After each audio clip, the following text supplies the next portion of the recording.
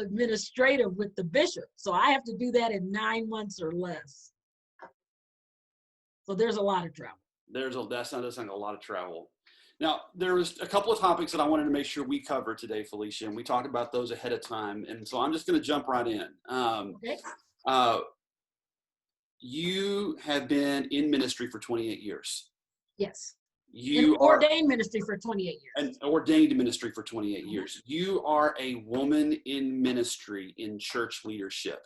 Now, Yes. Those of our supporters, and we have a number of supporters who support us specifically because they love the work that we do with women who are working in churches and in faith leadership in general.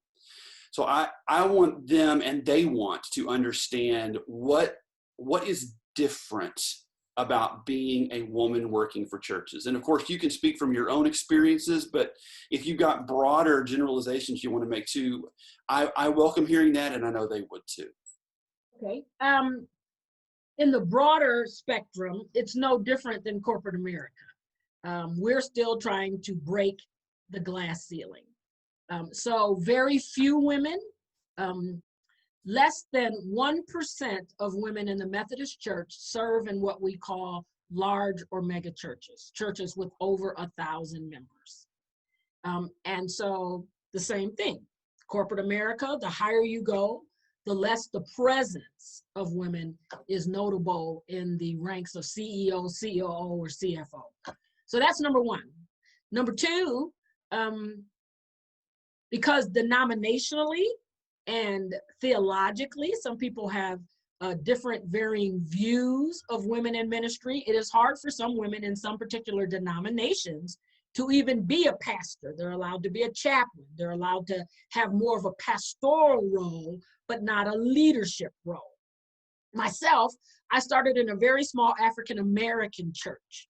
And then in Methodism, in United Methodism, generally speaking, if you're going to rise through the ranks, you have to become what we call a cross-cultural pastor. Normally that means an African-American or Hispanic pastor leading a primarily Anglo church. And I have done that probably 90% of my time in ministry. I grew a church that actually became the one church that I thought looked like heaven because of the diversity in it.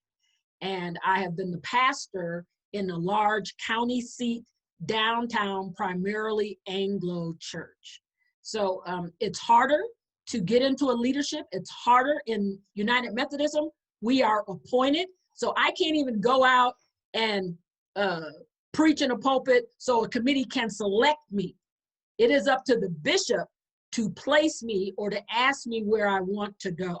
So that's another barrier. Some of my friends that are Baptist ministers or Lutheran, they can go when a church has an open Presbyterian, and they go and they meet the members, and the members, they preach, and then they are selected. I am appointed. So that can be a barrier for women, depending on who appoints you. And so if you have people that are not very knowledgeable, which they should be, in terms of women in leadership positions, because the higher you go, the more it's leadership and administration oriented than it is just pastoral. When I was in my large church, $3 million budget, and I had 21 people on staff.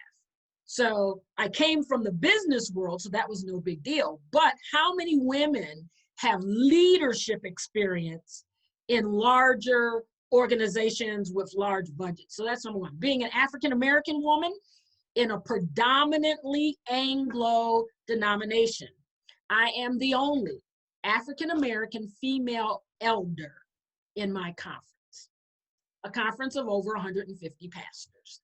So that in itself is a struggle. It's a struggle culturally, socially. It's a struggle in terms of style. It's a struggle in terms of history, theologically, whether I lean more toward Wesleyan theology or liberation theology.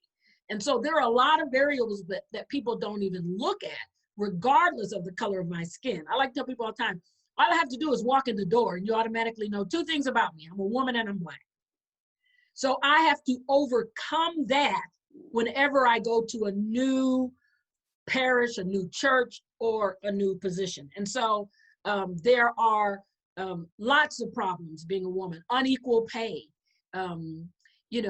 unequal, we live in parsonages, and so we accept what they give us. I'll just say that a woman's house and a man's house are two different things. And so sometimes you have to accept the places that they have given for you to live.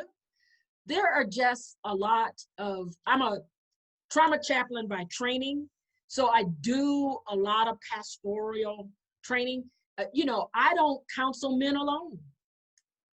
I either have my door open, I ask someone to come in.